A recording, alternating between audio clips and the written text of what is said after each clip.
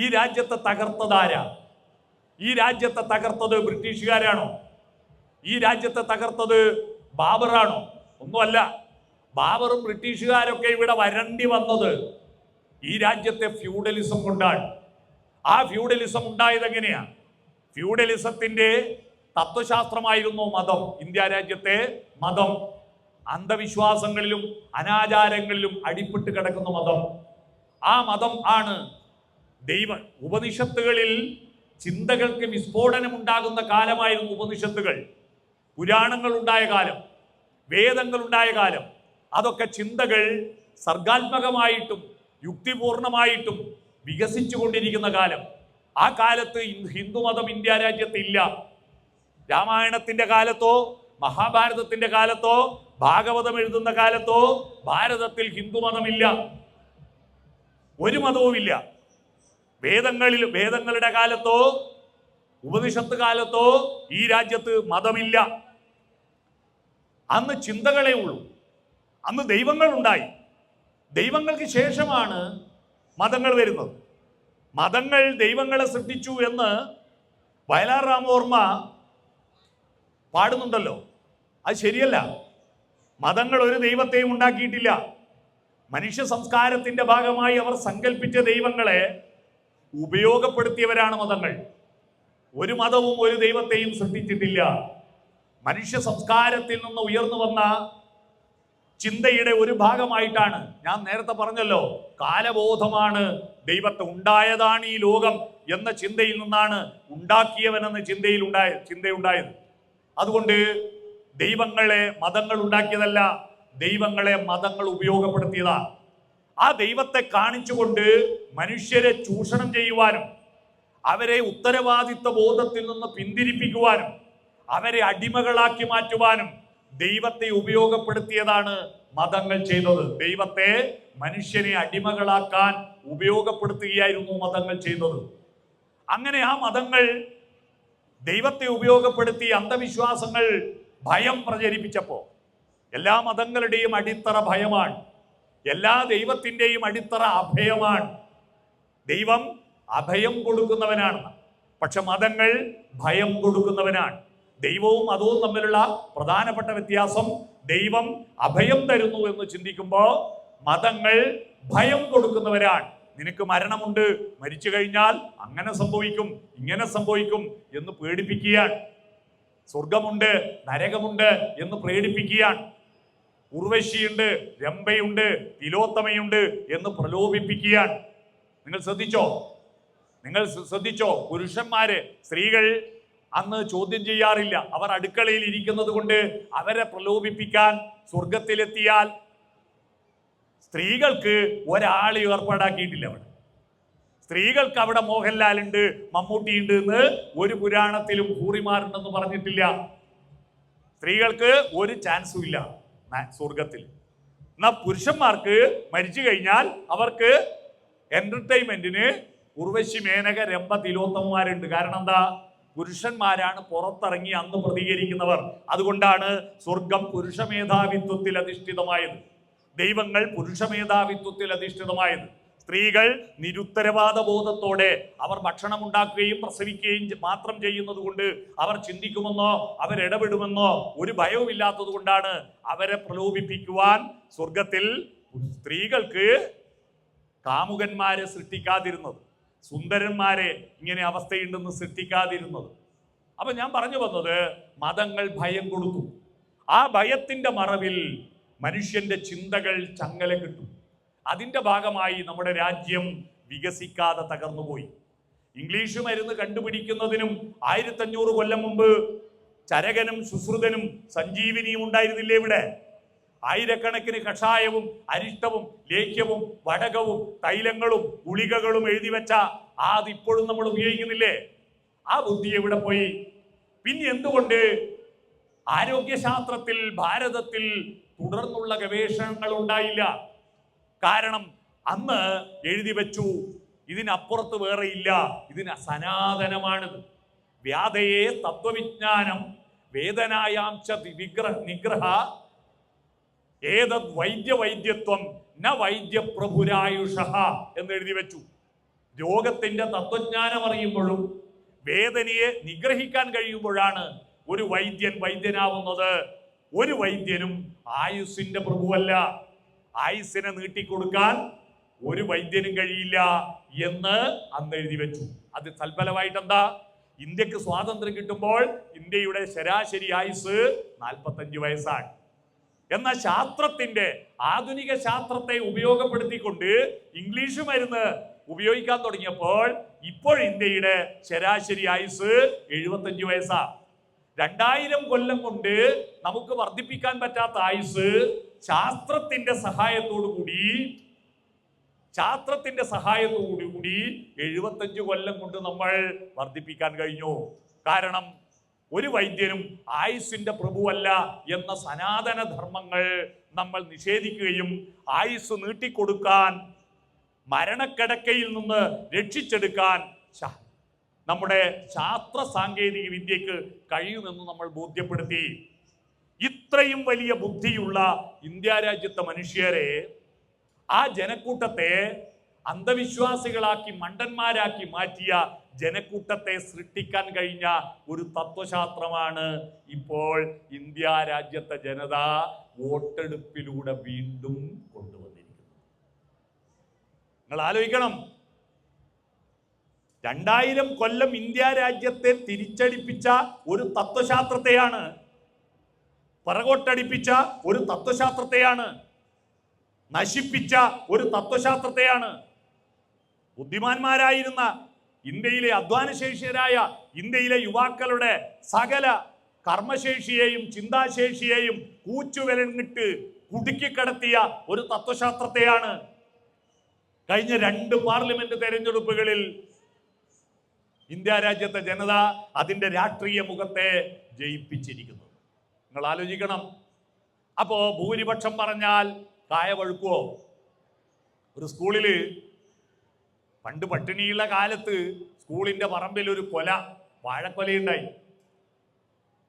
മാഷ് അസംബ്ലി വിളിച്ചിട്ട് പറഞ്ഞു, നമുക്ക് ഒക്ടോബർ 2 ഗാന്ധി ജയന്തി ദിനത്തിൽ ഈ വാഴക്കൊല പഴുപ്പിച്ച് തിന്നാം.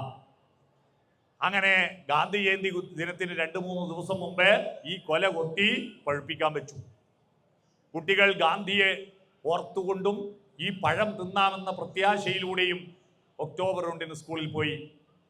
വളരെ പ്രതീക്ഷയോടെ ഈ പഴുപ്പിക്കാൻ വെച്ചിരിക്കുന്ന പഴത്തിന്റെ അത് ഒരു കുണ്ടില് പുക വെച്ചിട്ട് മൂടി വെച്ചതാ. അത് തുറന്നു നോക്കിയപ്പോ കായ പഴുത്തിട്ടില്ല. ആ പുക വെച്ചിരിക്കുന്ന ചന്ദനത്തിരി അന്ന് തന്നെ കെട്ടുപോയിരുന്നു. കായ പഴുത്തില്ല. മാഷ് പറഞ്ഞു, മറ്റൊരു ദിവസം തിന്നാ നമുക്ക്. കുട്ടികൾക്ക് വലിയ നിരാശയായി.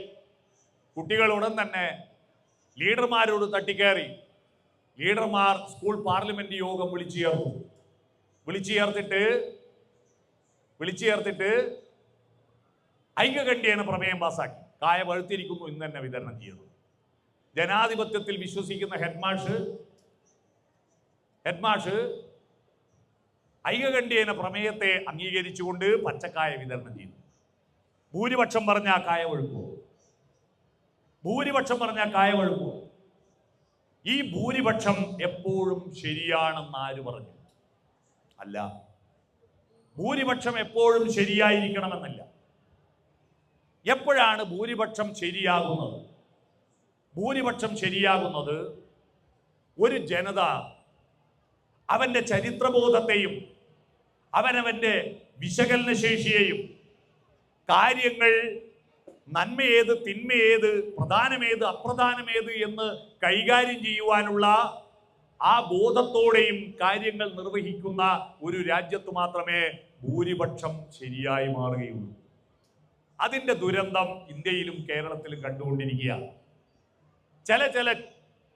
ചില ആളുകളോടുള്ള ചില ഈഗോകൾ അല്ലേ, ചില ഈഗോ, അവൻ അങ്ങനെ പോണ്ട. ഞാൻ ഒറ്റ ഉദാഹരണം പറയാം. രാഷ്ട്രീയം പറയുകയാണെന്ന് ആരും വിചാരിക്കരുത്. എവിടെ ചെന്ന് നോക്കിയാലും ഒരു മുഖം കണ്ടു ആളുകൾ. ആ മുഖം കണ്ടപ്പോൾ ആളുകൾ വിചാരിച്ചു അതിലൊരു വരിയുണ്ട്. ആ ബോർഡിൽ എഴുതിയിരിക്കുന്നത് എല്ലാ ബോർഡിലും വ്യത്യസ്തമായ വാക്കുകളാണ്. ഞങ്ങൾ ചെയ്ത് ഇത് ചെയ്യാൻ ഞങ്ങളല്ലാതെ മറ്റാരുണ്ട്, അത് ചെയ്യാൻ ഞങ്ങളല്ലാതെ മറ്റാരുണ്ട്. പക്ഷെ അതിലെ വരികൾ ആരും വായിച്ചില്ല. അതിലൊരു മുഖം കണ്ടു. അതിൻ്റെ അടിയിൽ മറ്റാരുണ്ട്. അപ്പൊ അവർ വ്യാഖ്യാനിച്ചു ഞാനല്ലാതെ മറ്റാരുണ്ട് എന്നാണ്. ആഹാ, അങ്ങനെയാണ്, എന്നാ നീയല്ലാതെ വേറെ ആളുണ്ടടാ എന്ന് ഒരു റബലിസം തോന്നി. മനസ്സിലായോ? അല്ലാതെ അതിലെ വരികളോടോ അതിന്റെ പ്രസ്ഥാനത്തോടോ ഉള്ള വിദ്വേഷമൊന്നും ആയിരുന്നില്ല. ആ മുഖം അത് തയ്യാറാക്കിയിരിക്കുന്ന മഹാന്മാരെ സമ്മതിക്കണം കേട്ടോ. മനഃശാസ്ത്രത്തിന്റെ സമൂഹ മനഃശാസ്ത്രത്തിന്റെ ബാലപാഠമറിയാത്തവരാണ് ആ ബോർഡ് ഉണ്ടാക്കിയത്. ആ ബോർഡ് വലിയ ആപത്ത് ചെയ്തു. അപ്പോൾ ജനങ്ങൾക്ക് തോന്നി അങ്ങനെ ഒരു അഹന്ത വേണ്ട ഒരുത്തൻ, ഇവനല്ലാതെ വേറെ ആരോ, ആ വേറെ ആളുണ്ട് എന്ന് തോന്നിയിട്ട് ചെറിയ നിരുത്തരവാദപരമായ ചിന്തകളിൽ ചില ആളുകൾ, കുറച്ചാളുകൾ എന്ന് പറഞ്ഞാൽ ഒരു ബൂത്തിൽ 32 ആളുകൾ മാറി. ഒരു ബൂത്തിൽ 32 ആളെ മാറിയിട്ടുള്ളൂ. കേരളത്തിലെ ആകെ ബൂത്തുകളിൽ 32 വോട്ട് അപ്പുറം മറിഞ്ഞിരുന്നുവെങ്കിൽ ഈ ഭരണം നേരെ തിരിച്ചു വരുമായിരുന്നു. അപ്പൊ ജനങ്ങൾ ഇങ്ങനെ ഇത്രയും ഒരുമിച്ചെതിർത്ത് വോട്ട് ചെയ്യതെന്ന എന്തിനാണ്? അത് ബോധപൂർവം ചിന്തിച്ചിട്ട് ചെയ്തതല്ല. അവരുടെ ചെറിയ ചെറിയ വികാരങ്ങൾ, ചെറിയ ചെറിയ ചിന്തകൾ എല്ലാവരും കൂടി കൂലോത്ത് മോര് കൊണ്ടുപോയ പോലെയായി. ഞങ്ങളുടെ നാട്ടിലൊരു കഥയാ, കണ്ണൂര് കൂലോത്ത് മോര് കൊണ്ടുപോയ പോലെ. കൂലോത്തെ ഉത്സവത്തിന് എല്ലാ കുടിയന്മാരോടും മോര് കൊണ്ടുപോയി വലിയ പാത്രത്തിൽ ഒഴിക്കാൻ പറഞ്ഞു. അപ്പോൾ ഒരാൾ വിചാരിച്ചു, എല്ലാവരും നല്ല മോര് ഒഴിക്കുമ്പോൾ എൻ്റെ വീട്ടിൽ നല്ല മോരില്ല, അത് അല്പം മോരൊഴിച്ച് ബാക്കി പച്ചവെള്ളം ഒഴിച്ചാലും കൂട്ടത്തിൽ ഒഴിക്കുമ്പോൾ അതറിയില്ലല്ലോ. അങ്ങനെ അയാള് ഒരു വെള്ള നിറമുള്ള പച്ചവെള്ളം കൊണ്ടുപോയി ഒഴിച്ചു. ഇങ്ങനെ എല്ലാവരും ഒന്നിച്ച് ചിന്തിച്ചപ്പോൾ മൊത്തം പച്ചവെള്ളമായിപ്പോയി. അതാണ് ഇപ്പൊ സംഭവിച്ചത്. മനസ്സിലായോ? എല്ലാവരും ഒന്നിച്ചങ്ങ് ചിന്തിച്ചു. ആ ചിന്തിച്ചപ്പോ എടാ നീയും അങ്ങനെ ചിന്തിക്കുമെന്ന് ഞാൻ വിചാരിച്ചില്ല എന്നാ ഇപ്പൊ പലരും പറയുന്നത്. ഞാനങ്ങനെ ചെയ്തു, എന്നാ നിങ്ങൾ അങ്ങനെ ചെയ്യണോ? എല്ലാരും ചിന്തിച്ചപ്പോ ഭൂരിപക്ഷം പറഞ്ഞപ്പോ കായ വഴുക്കൂലല്ലോ. അതാ. അപ്പൊ സത്യാനന്തര യുഗം എന്ന് പറഞ്ഞത് എന്താ? ഉത്തരവാദിത്വരഹിതമായ അഭിപ്രായം പറയുകയും തീരുമാനമെടുക്കുകയും ചെയ്യുന്ന കാലം. ഇത് രാഷ്ട്രീയത്തിൽ മാത്രമല്ല, ഭക്ഷണത്തിലുണ്ട്, വസ്ത്രത്തിലുണ്ട്, വീട് നിർമ്മിക്കുന്നതിലുണ്ട്, പ്രകൃതിയോട് ഉള്ള ഇടപഴകുന്ന കാര്യത്തിലുണ്ട്. എല്ലായിടത്തും നിരുത്തരവാദപരമായിരിക്കുന്ന നിലപാടെടുക്കുന്ന ഒരു ജനക്കൂട്ടമാണ് നമ്മുടെ രാജ്യത്തിൽ ലോകത്തിലെ ഏറ്റവും വലിയ ഭീകരമായ സാംസ്കാരിക അധപ്പതനത്തിന് കാരണമാവുന്നത്. അങ്ങനെ സാംസ്കാരിക അധപ്പതനം നിരുത്തരവാദപരമായി നിൽക്കുമ്പോൾ നന്മയെ പറ്റി ചർച്ച ചെയ്യുവാൻ ഇടങ്ങളിൽ എത്രയാളുണ്ട്? നിങ്ങൾ നോക്കൂ, ഇപ്പൊ ഇവിടെ വന്നിരിക്കുന്ന സദസ്സിൽ 30 വയസ്സിൽ താഴെയുള്ള എത്രയാളുണ്ടോന്ന് കൈയുയർത്തുവോ? 30 വയസ്സിൽ താഴെയുള്ളവർ എത്രയുണ്ട്? ഒന്ന് കൈയുയർത്തുവോ? 1 2 3 4 5 6 പേര്, 7 8 പേരാണ്. പണ്ടൊക്കെ ഇത്തരം സദസ്സുകളിൽ ഏറ്റവും കൂടുതൽ പോയിരിക്കുന്നത് യുവാക്കളായിരുന്നു. എന്നാൽ ഇന്ന് യുവാവ് എവിടെയാണ്? എരവം നമ്മുടെ ഒരു കവി, ആ കവിയുടെ പേര് എരവം, പുകാസയുടെ ഒരു കവി ഉണ്ടല്ലോ,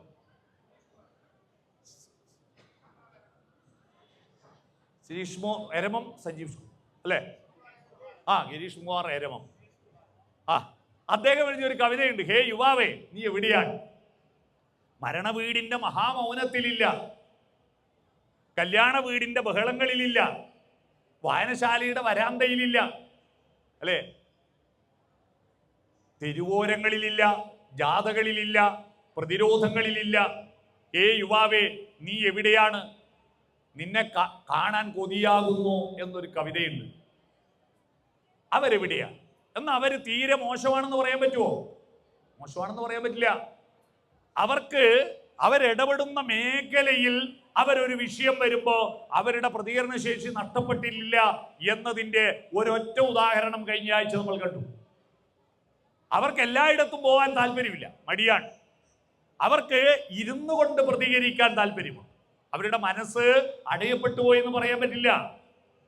അവരുടെ കയ്യിലിരിക്കുന്ന വസ്തുവിലൂടെ അവരിപ്പോൾ ഒരു ഉഗ്രൻ സുനാമി അടിച്ചിട്ടുണ്ട്. ആ സുനാമിയാണ് കോക്രോച്ച് ജനതാ പാർട്ടി. എന്താണ് ഈ cockroach Janata party? Cockroach Janata പാർട്ടിയുടെ ലീഡർ ആരാ? അതിന്റെ കേന്ദ്ര കമ്മിറ്റി ആരാ? അതിന്റെ നമ്മുടെ നാട്ടിൽ ലീഡർ ആരാ? ഒന്നുമില്ല. പക്ഷേ ഒന്നറിയാം, അവർ 5 വിഷയങ്ങൾ ഈ രാജ്യത്തിന് മുന്നിൽ അവതരിപ്പിച്ചു. ഈ 5 വിഷയങ്ങളിൽ അവർക്ക് പ്രതിഷേധമുണ്ട്. അതുകൊണ്ട് അവർ ഒത്തുചേർന്നു. അവരെല്ലാവരും കോക്രോച്ച് ജനതാ പാർട്ടിയുടെ സോഷ്യൽ മീഡിയ അക്കൗണ്ടുകളിൽ സുനാമിയായി അടിച്ചു കയറി. ആ സുനാമി കേന്ദ്ര ഭരണാധികാരികൾക്ക് തലവേദനയായി. അവര് അത് നിരോധിക്കുകയാണ്. നിങ്ങൾ ആലോചിച്ച് നോക്കുക, നമ്മുടെ പ്രധാനമന്ത്രി കഴിഞ്ഞ ദിവസം നോർവേയിൽ പോയിട്ട് തിരിച്ചു വന്ന ആളാണ്. നോർവേ എന്ന് പറഞ്ഞാൽ ലോകത്തിലെ മാധ്യമ സ്വാതന്ത്ര്യത്തിൽ 1-ാം സ്ഥാനമുള്ള രാജ്യമാണ്. 1-ാം സ്ഥാനം. ഇന്ത്യയുടെ സ്ഥാനം 154ആണ്.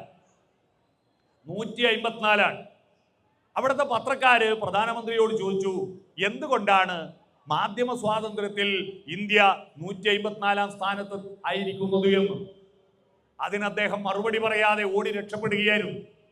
അദ്ദേഹം തിരിച്ചു വരുമ്പോഴേക്കാണ് ഇവിടുത്തെ ഫേസ്ബുക്കിലൂടെ, ട്വിറ്ററിലൂടെ, എക്സിലൂടെ, അതുപോലെ ഇൻസ്റ്റഗ്രാമിലൂടെ അടിച്ച് കയറുകയാണ് കോക്രോച്ച് ജനതാ പാർട്ടി.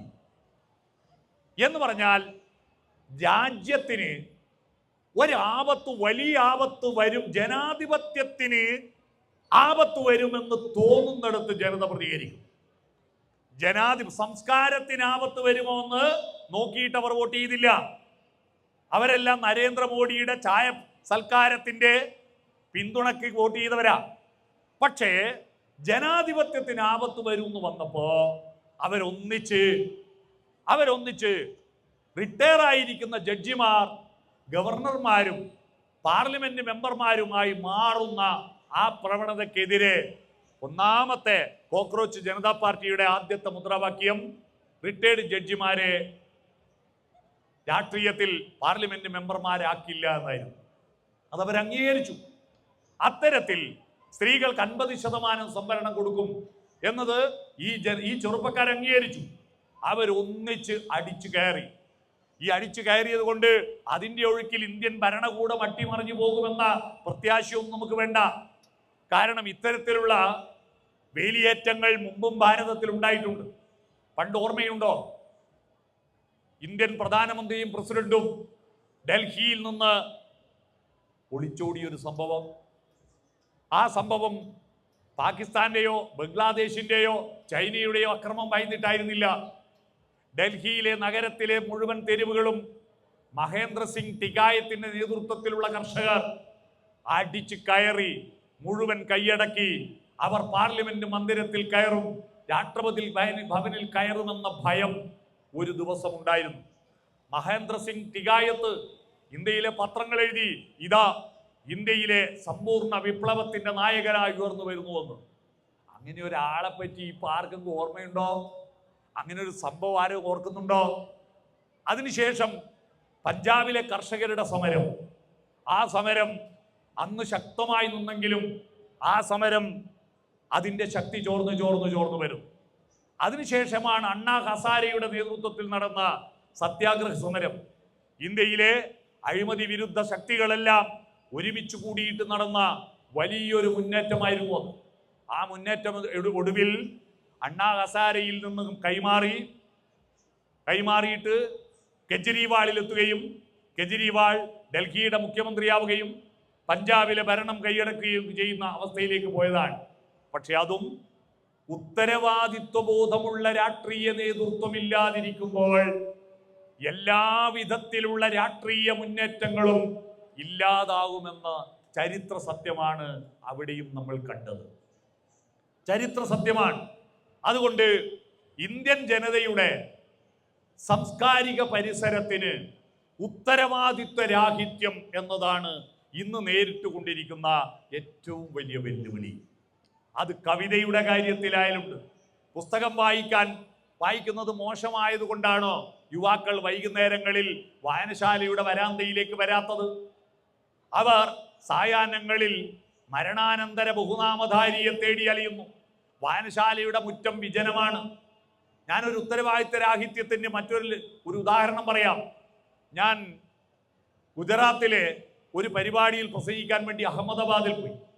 അഹമ്മദാബാദിൽ വന്നിറങ്ങിയ ഉടനെ ഞാൻ നേരെ പോയത് മഹാത്മാഗാന്ധിയുടെ സബർമതി ആശ്രമത്തിലായിരുന്നു. ആ ആശ്രമം എൻ്റെ ജീവിതത്തിൽ ഏറ്റവും തീർത്ഥാടന കേന്ദ്രം എന്ന രീതിയിൽ സ്വപ്നത്തിൽ കാണുന്ന ആശ്രമമാണ് സബർമതി ആശ്രമം. ഞാൻ ആശ്രമത്തിൽ ചെന്ന് നോക്കിയപ്പോൾ അവിടുത്തെ ഗേറ്റിൽ ഒരു കാവൽക്കാരനുണ്ട്. അതിൻ്റെ അകത്താരും കാണുന്നില്ല.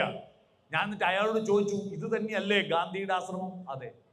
ഇവിടെ തന്നെയായിരുന്നില്ലേ ഗാന്ധി ജീവിച്ചത്? അതെ. എനിക്ക് വിശ്വസിക്കാനായില്ല.